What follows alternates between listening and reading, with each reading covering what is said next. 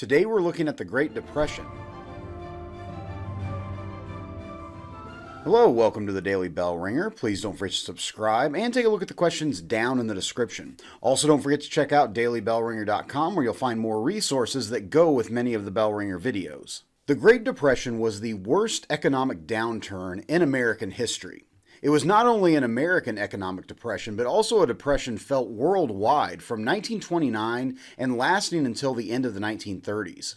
It began with the stock market crash of 1929, causing millions of investors to lose everything. From there, economic conditions only got worse. Consumer spending plummeted, prompting companies to lay off workers. By 1933, the unemployment rate in the U.S. reached nearly 25%, with close to 15 million Americans out of work. Compounding the problems of the 1930s was a drought that covered the west central plains of the United States. The region became known as the Dust Bowl as winds carried dry soil, creating dust storms, killing livestock and crops throughout the region. Throughout American history, the economy had suffered several panics, recessions, and overall economic slowdowns. But in each situation, the economy had bounced back within a few years. The Great Depression, however, was something that the nation had never experienced before, as the downturn was so severe and lasted for so long. There are several factors that historians argue brought on the Great Depression.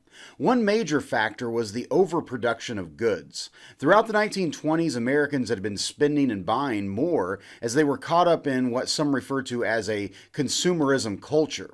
Items such as cars and household appliances were being bought up at increased rates.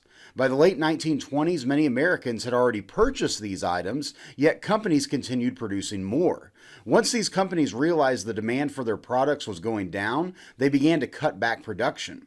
Over the decade of the 1930s, the industrial production of the United States was cut in half, causing millions to lose their jobs and paychecks. Another contributing factor was the fact that many Americans during the 1920s were buying goods on credit, or in other words, purchasing using borrowed money.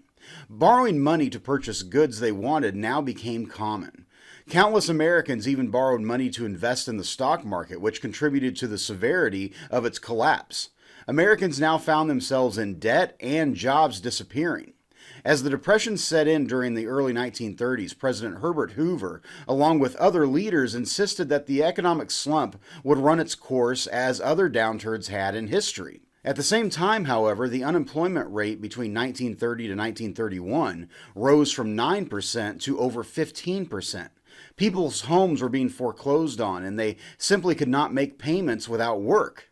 Millions became homeless, with many building rickety shacks and shelters in what became known as Hoovervilles. Banks began to fail as people who had put their money in them lost confidence that the bank would indeed have their money. In the early 1930s, bank runs, which were people rushing into banks demanding their accounts be cashed out, became common. During the decade of the 1930s, nearly half of the banks in the United States failed or had to close their doors. President Hoover, a Republican, continued to argue that the federal government should not intervene. In the election of 1932, Hoover was defeated in a landslide to the Democratic governor of New York, Franklin Delano Roosevelt. FDR came into office promising a new deal for the nation, which meant new government programs and offices that would provide aid and attempt to help citizens suffering in the Depression. During his first 100 days in office, Roosevelt was able to get legislation passed aimed at creating more jobs, getting industrial production up, aiding agricultural workers, and stabilizing the banking system. The federal government helped put people to work by having them do public projects. Programs such as the Tennessee Valley Authority, or TVA, built dozens of dams and hydroelectric plants to provide power to impoverished areas of the country. The Works Progress Administration, or WPA, put over 8 million Americans to work building schools, roads, and public facilities such as those still used today at national parks. President Roosevelt began using the power of radio to address the nation and advocate for his policies. In what became known as FDR's fireside chats, the president reassured Americans that the government was there to help and that brighter days were ahead. Additionally, President Roosevelt felt there should be some form of unemployment insurance for all Americans to protect them if they lost their job. In 1935, Congress passed the Social Security Act, which created a safety net for the unemployed and elderly who had no other income. To this day, Social Security measures that were put into effect during the Great Depression are still used and a hotly debated issue.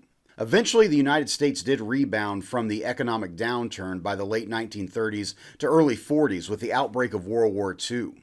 The Great Depression would have a lasting impact on the United States and the world that is still felt to this day. So with that, hopefully you learned something, and thanks for watching.